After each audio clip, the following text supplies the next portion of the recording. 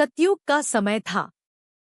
गरुड़ देव, जो कि भगवान विष्णु के परम भक्त और वाहन थे, एक दिन वैकुंठ धाम में पहुंचे। उनके मन में गहरी जिज्ञासा उठी हुई थी।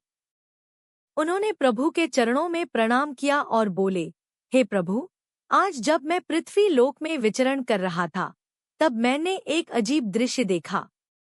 बहुत से माता पिता अपनी विवाहित पुत्री के घर जाकर अन्न जल ग्रहण कर रहे थे, जबकि शास्त्रों में इसे वर्जित बताया गया है। ऐसा क्यों है? और यदि कोई ऐसा करता है तो उसे कौन सा पाप लगता है? साथ ही, हे प्रभु, कृपा करके यह भी बताइए कि इस संसार में सबसे बड़ा धन क्या है? भगवान विष्णु मंद मुस्कुराए और बोले, हे विंता पुत्र, तुम्हारा प्रश्न अत्यंत गूढ़ और धर्म से जुड़ा हुआ है। बहुत से लोग इस विषय में भ्रमित रहते हैं। यह नियम इसलिए नहीं बनाया गया कि बेटी का घर अशुद्ध है, बल्कि इसके पीछे गहरी मर्यादा और सामाजिक संतुलन छिपा हुआ है। जब कन्या विवाह के बाद अपने पति के घर जाती है, तो वह उस कुल की लक्ष्मी बन जाती है। उसका अन्न, उसका घर, उसका जीवन अब उसके पति के कुल से जुड़ जाता है। माता पिता यदि बार बार उसके घर का भोजन करते हैं, तो वे अनजाने में उस परिवार पर आश्रित होने का भाव ले लेते हैं, और शास्त्रों में कहा गया है कि आश्रित भाव से लिया गया अन्न ऋण के समान होता है। यह ऋण धीरे धीरे पुण्य को क्षीण करता है और इसे परगोत्र अन्न दोष कहा गया है। गरुड़ देव ध्यान से सुन रहे थे।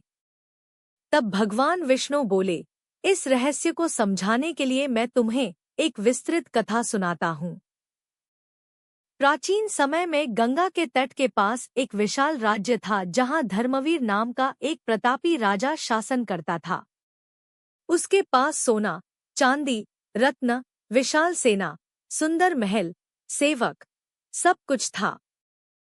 प्रजा भी उससे बहुत प्रसन्न थी, फिर भी उसका मन हमेशा बेचैन रहता था।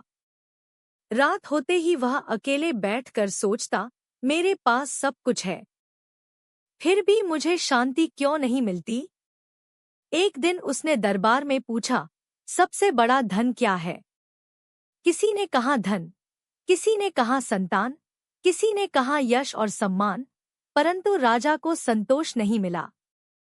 उसी रात उसे स्वप्न आया, जिसमें एक तेजस्वी ऋषि प्रकट हुए और बोले, हे राजन, सच्चा धन वह है जो कभी नष्ट नहीं होता और मृत्यु के बाद भी आत्मा के साथ जाता है।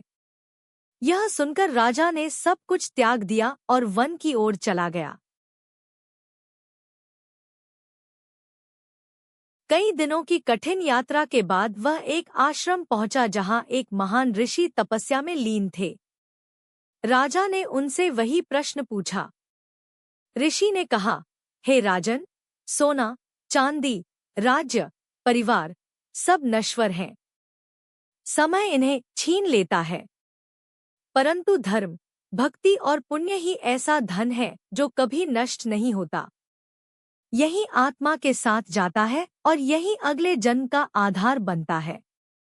राजा ने पूछा, क्या केवल कर्म ही पर्याप्त है?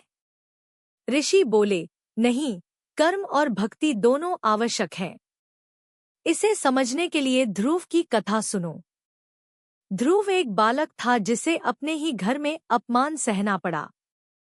उसने जंगल में जाकर कठोर तपस्या की और भगवान विष्णु को प्रसन्न किया।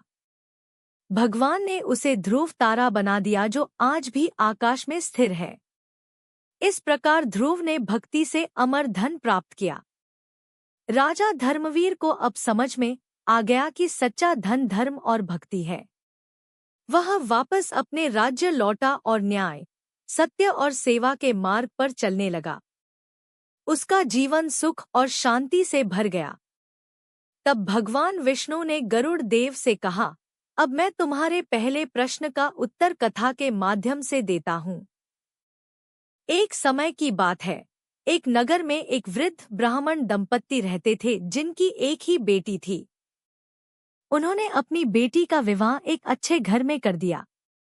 बेटी अपने माता पिता से बहुत प्रेम करती थी और बार बार उन्हें अपने घर बुलाकर प्रेम से भोजन कराती थी। माता पिता भी उसके स्नेह में आकर बार बार उसके घर भोजन करने लगे। एक दिन नगर में एक ज्ञानी संत आए। ब्राह्मण दंपत्ति ने उनसे पूछा, क्या बेटी के घर भोजन करना गलत है?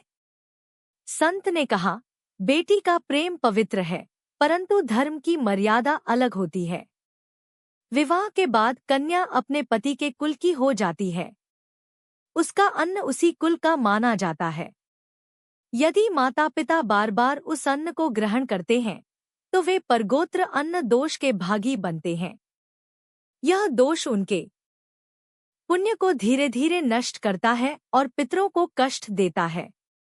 वृद्ध दंपत्ति घबरा गए और बोले, तो क्या हमें बेटी के घर जाना छोड़ देना चाहिए? संत ने कहा, नहीं, ऐसा नहीं है। बेटी का प्रेम स्वीकार करना पुण्य है, परंतु भोजन में संयम और मर्यादा आवश्यक है।